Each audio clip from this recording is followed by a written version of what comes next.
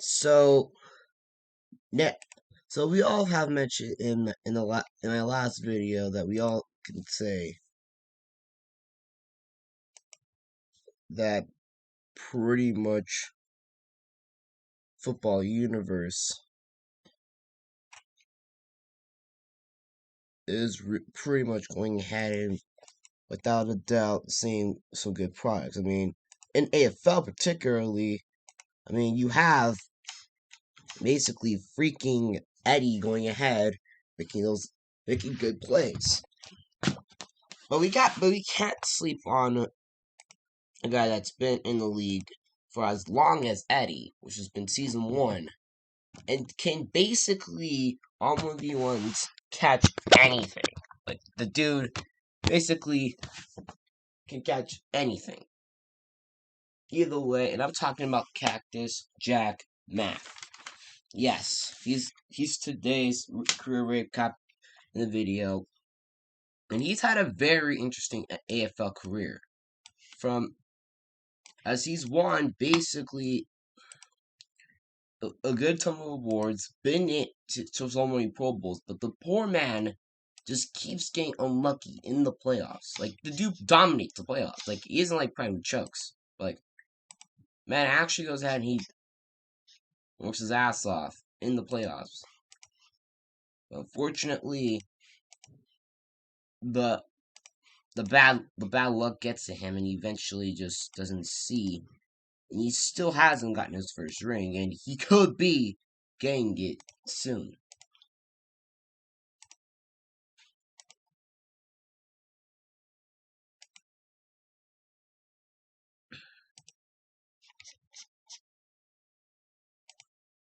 So of course,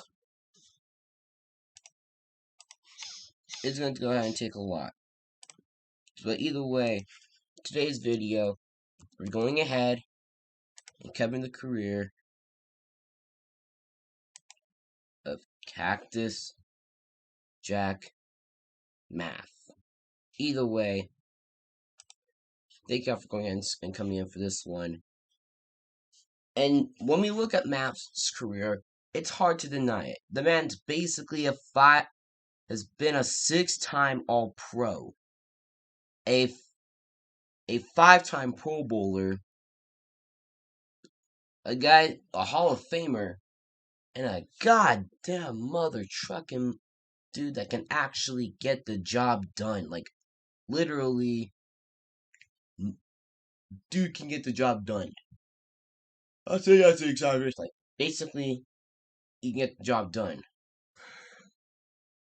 Once he won, like literally, I can tell you this. Like once upon a time, he once held the record for the most catches in a game, with which was 24 catches. He had 482 yards in that game and scored 6 touchdowns. Alas, though, we didn't get to see him go ahead and take the entire crown. But anyway, both of those records ended up going ahead and being shredded like Shredder. Either way, we go ahead and just basically look at what the man's done. The man has basically, he's one to be afraid of. I mean, let's look, when we go back to season 1, he basically pretty much kind of dominated the league. It was hard to ignore why. I mean, literally the man can just basically get the job done. And to that, I went ahead and I pretty much went back pretty much in time to when, to like one of the first seasons in AFL.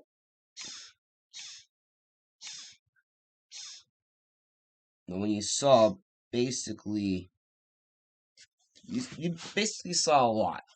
And for this, I'm going to be going ahead and just explain the point here, since either way, we looked at I pretty much can look at so many games. We look at the statistic recap, but he was on the 49ers. So, like I said, and once again, it's tough going ahead and looking at things overall.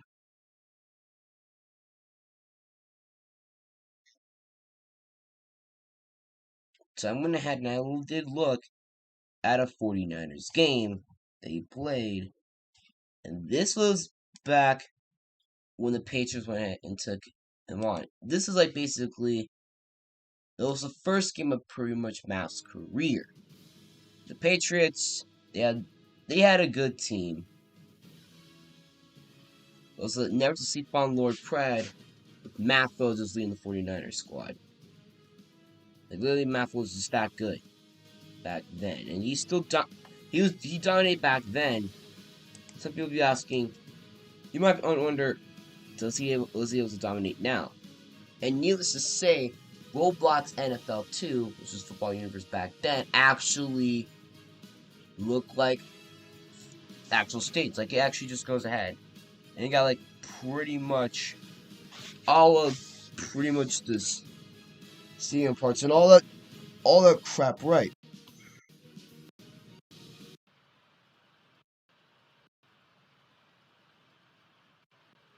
So either way,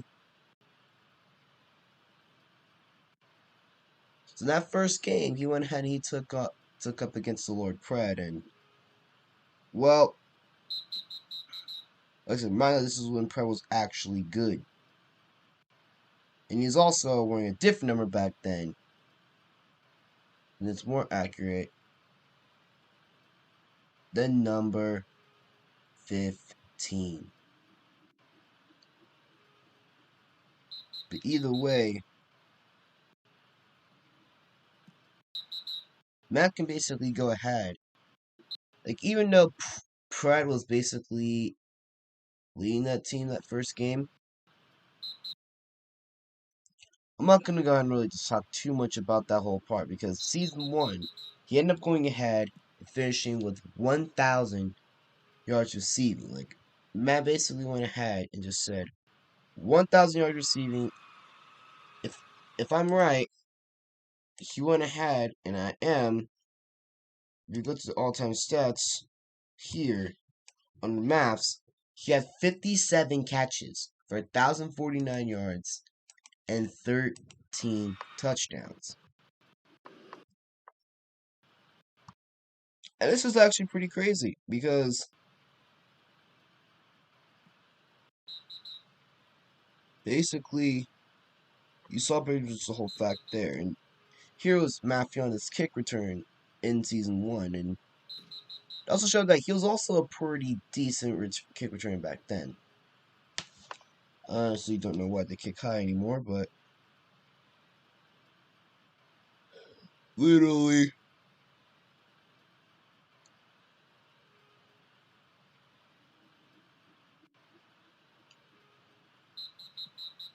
it's literally you want to capture everything under its image, and I mean there was basically a lot of good players. And the passing camera back then was just more classic, and there's a pass there that was to Maff going ahead and scoring his first career touchdown. And doing actually one his favorite animation, like his favorite touchdown dance that he even uses today, which is the failed handstand. Now, entering season 2, you want to wonder if Maff was going to go and get it. I mean, the dude ended up going ahead and winning Defensive Back of the Year. And to that part, was no reason why. I mean, he had 10 interceptions. I mean, he had one less than what the Eastbrook had, but he went ahead and just pretty much cashed in off of it.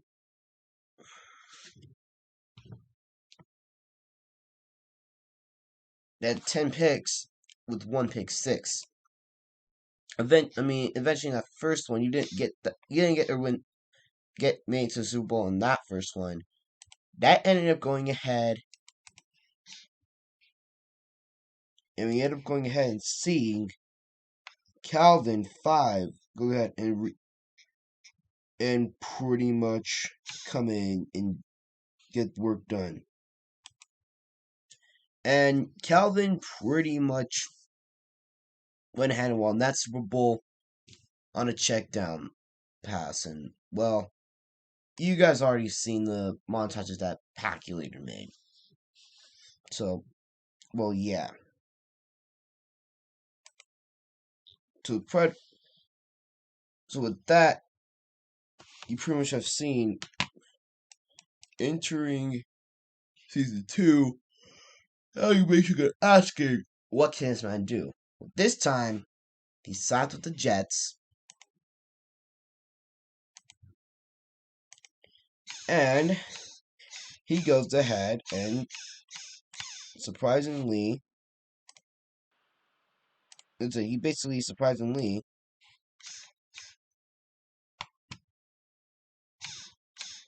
goes and kind of has one, and kind of pretty much balls out. And, well,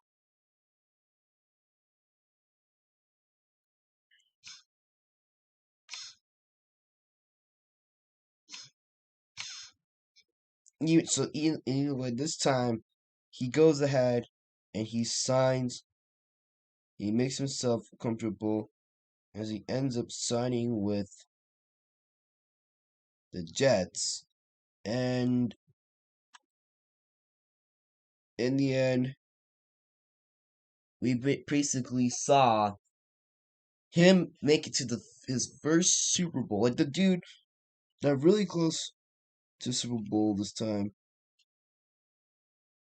And this time, his second challenge was going up against Kyretra and the Seahawks. I mean, this was a fall off season for Maff, though. I mean, he a defensive back. He was solid with 6 interceptions, but at wide receiver, he went down by having 21 catches for 415 yards and 2 touchdowns. And, well,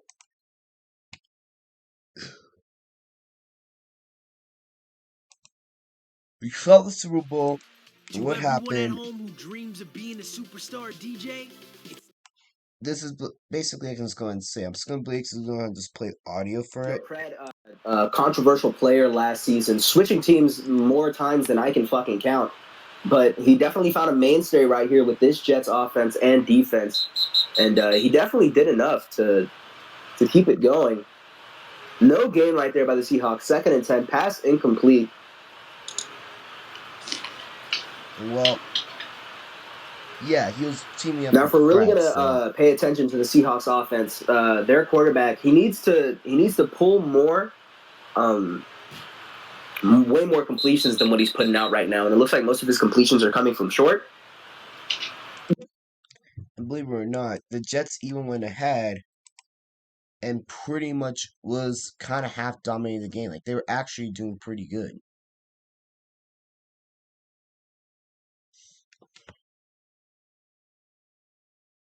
But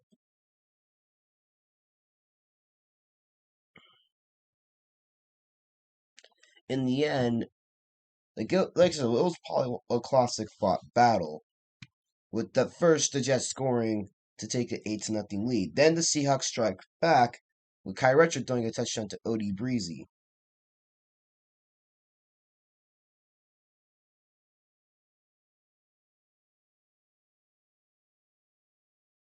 Oh, well, Odiezy Beckham Jr., I should say. So my apologies for him. But either way, Seahawks go ahead and convert the 2. Scores tied 8-8. Next now, Bulldozer takes it out. Now you have a good return. He goes ahead, like basically, it was the start of a drive. Like basically, the game was that strict, and then basically the next part here, next play on offense, platinum winner. Who I am kind of surprised. I didn't know he actually was playing in AFL back then. He goes ahead and he makes a nice interception. And the game was basically tied, was going back and forth. And eventually, we saw them going ahead and seeing the Seahawks go and pretty much pull a play here. It's like, so on 3rd and 2, with time running out in the Super Bowl, Kyretra throws a pass that's caught. It's a touchdown to Michael. And yes, the G spam was very good back then. I'm going to go ahead and guess here that Michael is pretty much the modern day Slat.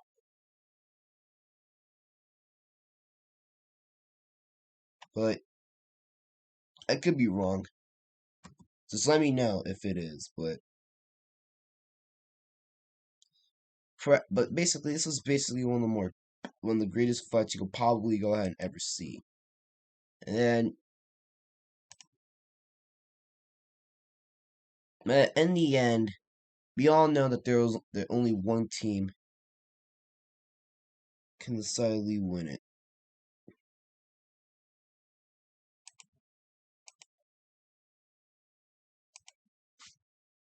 And I could have sworn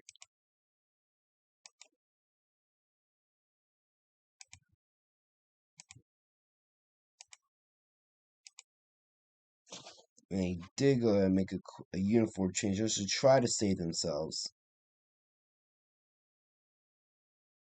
But the Jets were fighting the game. I mean, Pret did pretty much did his best. So for once, he actually did play pretty good. But the last though, there can only be one Super Bowl winner. And that's what basically just decides the factor.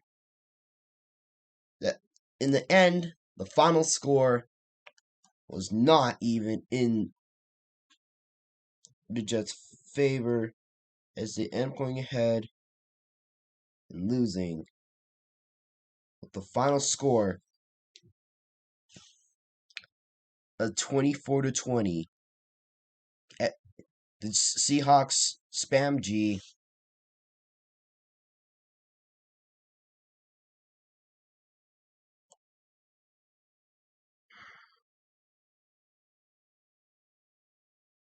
and and there's also someone else that said Ooga Booga.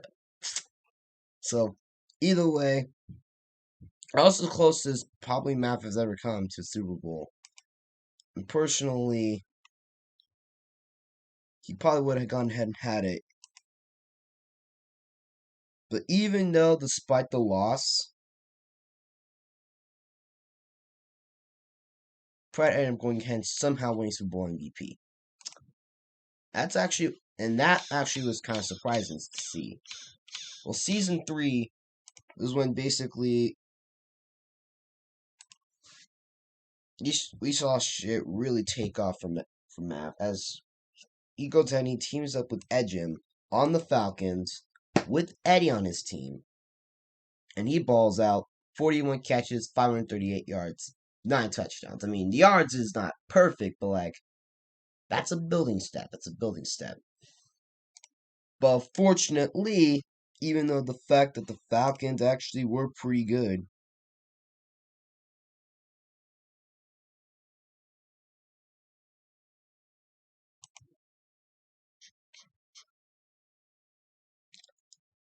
Falcons did make the playoffs, but I don't think they did.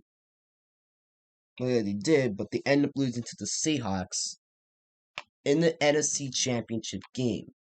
But the Falcons, but the Falcons were sort of avenged. As a rookie quarterback named Def ATL. Yes, I'm talking about Def ATL. That one dude, the Hall of Famer now, basically just went ahead and just got his first ring in his rookie season. I mean, I'm just gonna say it's rare enough you can go ahead and you get a ring.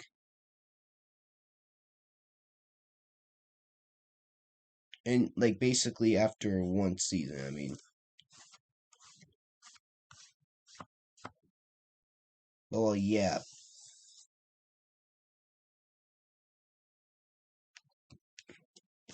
Either way, season 3 didn't go ahead and pan out on offense, but on defense, he had 6 interceptions. So basically, he still kept up his performance on D. So defensive backs, just watch out for him. The man's basically dangerous. Season 4, on the other hand, basically sees him. I'm pretty sure he went under a different name that season, but in season 4, he went ahead at 26 catches, 582 yards, and 7 touchdowns. He was playing Azaka for the Texans, and his quarterback now was V. Tyler. And the playoffs, well, they end up getting a first round bye, but even a first round bye wasn't going to go and stop Beck to trying to go ahead and get his ring. But alas, but alas, the pride ended up getting stopped by Def ATL again, and then Kyretro went ahead and took on Def ATL in the Super Bowl, and Kyretro gets a second ring, being Def ATL 42-38. So, well, yeah, but despite that Texans playoff loss to the Jets in the divisional round, which was a 30 score, by the way, Maff went ahead in season 5. Man balled out. I mean, he did pretty good as a defensive back in season 4 with 5 picks. Season 5, he had 5 picks once again, but this time he was not gonna be denied. Like, the band basically, I mean, besides basically Eddie being there for backup and Gersall being followed them, basically Maff was basically unstoppable. Like, the man basically had a hunger. Like, he basically had that it's like basically the chip on your shoulder to win the Super Bowl. I mean, Ed Jim and ex-poet, and even Baptized went ahead and just, Eddie went ahead and just got pretty much involved there. Like, these guys, they were hungry for a passion. That passion was win the damn Super Bowl. And the Falcons actually went ahead and didn't make the playoffs. But wild card round, they destroy the Cardinals 48-24. Divisional round, they played the Panthers. But the Panthers, alas, they had V. Tyler and Chugga, and BXWR, and Loganburn, and Bubba, and you get Daniel snapped. They end up losing 42-36. But then in the end, season 5 Super Bowl, we already saw Jaguars beat the Panthers 46-32. Calvin 5 gets his second ring. Season 6, however, even though Maff got so close last time, he fell off 26 catches, 398 yards, with 7 touchdowns. His touchdowns and catches were good, just the yards just fell off. And this time, he was on a Buccaneers offense at Slat, Lockups, Prince Philip, KS Reg, a whole lot of good dudes. And you also have the Lord Pratt having his best season ever. Like 77 touchdowns, 5,453 yards passing.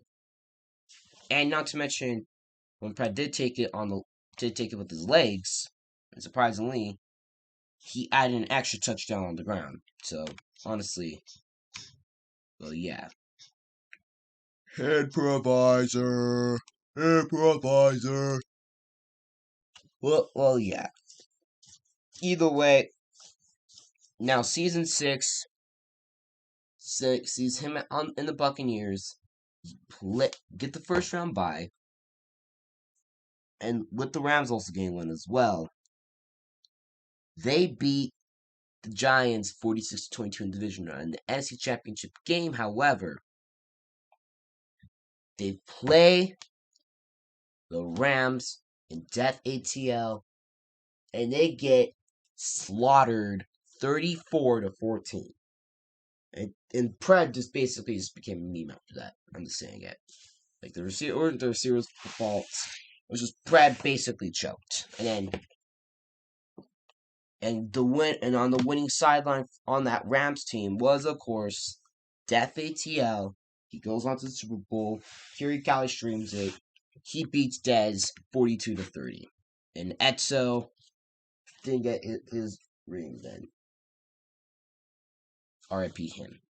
Season 7, however, he goes to the Lions and perhaps and went ahead and looked, and he sort of dominated as he had 35 catches for 652 yards. But a surprising low as he only scored 3 touchdowns that season. I mean, as a corner, like in this next part, I mean, he in season 6 he had like 3 picks. In season 7, he got back to his old self again, having 7 picks. And his quarterback then, of course, edge him. And you have the Eastbrook, Slow Knights. Like, it was kind of a bit of a spread out offense. And surprisingly, even Cool Monte, who you guys should know as a good YouTuber, just dominates the career mode. He hasn't uploaded in a while, so rest in peace, that man in the chat. Either way, man, basically was the version of unstoppable. I mean, he was very unstoppable. And the weird thing I just found out was that even though he did play for some time for the Ravens, he also went and played for the Seahawks. So I'm not really questioning what happened there. But either way, you can just saw it called beat. But basically, season 7 was basically kind of more of a fallback year because there was a whole lot of running backs just dominating the league. I mean, yeah. Either way, they ended up being the wild card round. Bam, beat the Seahawks 22-20. Now you go ahead and you play the divisional round against the Cardinals. Boom, beat them 26-20. Now you play the NFC Championship game. This time you face off against Reese. You have a good offense. Sadly, they deny the Reese stops them. Their high profile spread out offense gets upsetted 20-14. So RP them. And of course, Super Bowl came out, and we basically saw Reese and Tyler beat duel, and Reese wins 30-28. So, I mean, but despite that good season, he went ahead and just bounced back. He basically, this time, he wouldn't be denied, as he went ahead and got on a team that I like to call, which was basically the Falcons once again, with Spade and a whole lot of good guys. And this time, the Falcons know how to party. Like, literally, that team basically reminded me of the 1991 Falcons. I mean, I actually went ahead and started in AFL in season 8, so well yeah. Either way, Maff dominates once again. But 55 catches, 957 yards, and 16 touchdowns. As a defensive back, he has 8 interceptions. So you can't really. So that's really pretty much. It's not. So you can go ahead and just say the man was basically just. Man basically did his best to dominate. But however, even if even if you go ahead and you see too much of it, they end up going ahead and ultimately we sadly end up seeing the Falcons ended up going ahead and falling short in the playoffs once again. This time in season 8, I mean they did pretty good. They beat slaughtered the Bears, and made themselves some Bears too, 42-20. But in the divisional round, however, they get beat 40-32 by a rookie quarterback that was surprisingly doing good. It's Jackson. And then, but, well, yeah. Season 9, however, that was more of a bit of a struggle year for Maff. I mean, despite the fact that he went ahead and he did come off a good season, and he went ahead and so good. He basically went ahead and played for the Dolphins at first. They struggle. He leaves, goes to the Titans, and they have a rookie quarterback named Zuetrell. Well, we can just say Mike Aviation. Team dominates. He gets another 1,000-yard season. I mean, you can't be wrong there. Finish up the season with the Titans. Maff had 65 catches for 1,020 yards and 15 touchdowns. And they actually go ahead and they nearly got a playoff run going. I mean, they were the second seed. You beat your wild card matchup against the Bills, but end up falling to the Steelers in the divisional round once again. But then again, but the Super Bowl ended up turning into Beast QT and the Dolphins, his former team, the team that he left in the regular season against the Giants, which was led by Dez. Dez gets his first ring, winning it like 32-20. Like it was a slaughter fest for the thing. And well, yeah. I mean, during that span of his career, though, Maff basically has been a very good football player. Like the dude is without a doubt a good football player. I mean, he went ahead and made 5 Pro Bowls, which was in season 3, season 5, season 7, season 8, and season 9. He's won the season 10 Hall of Fame game, is a Hall of Famer, is a very good player, a guy that can represent DeAndre Hopkins' ball tracking ability and spectacular catch with Michael Thomas's can't guard ability. Like, you can basically catch anything. Like, it's like basically that. Like, you can basically make your comparison to that. And then, of course, he's been named All-Pro 6 times with season 1, season 2, season 5, season 7, season 8 as regular All-Pro, and then getting named a second team All-Pro in season 9. Has won Wide Receiver of the Year once and was Defensive Back of the Year once as well. We all know that the man basically will go ahead and dominate, and he won't rest. He won't rest until he goes ahead and he gets that Super Bowl in in his hands. As soon as he can clutch that Super Bowl,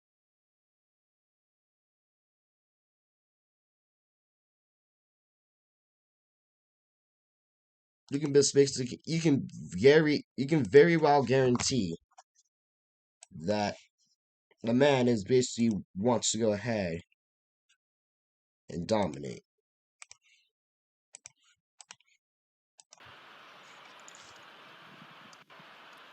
Carrots are rolling right. He's got Constant over the middle if he wants to hit that. No, he throws it deep to Maff. It's a dime to Maff. Maff gets the touchdown.